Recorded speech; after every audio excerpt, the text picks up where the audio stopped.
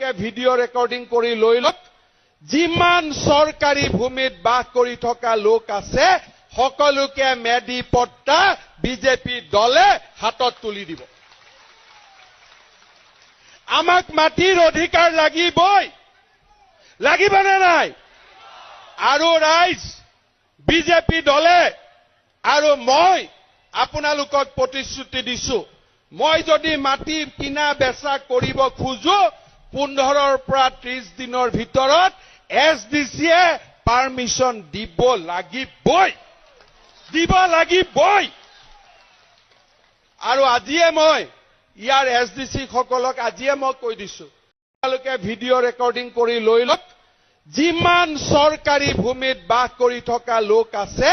সকলোকে মেডি পট্টা বিজেপি দলে হাতত তুলি দিব আমাক মাটিৰ অধিকাৰ লাগিবই লাগিবনে নাই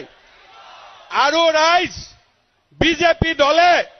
আৰু মই আপোনালোকক প্ৰতিশ্ৰুতি দিছো মই যদি মাটি কিনা বেচা কৰিব খোজো 15ৰ পৰা 30 দিনৰ ভিতৰত এছডিচিয়ে পাৰমিশন দিব লাগিবই আৰু আজিয়ে মই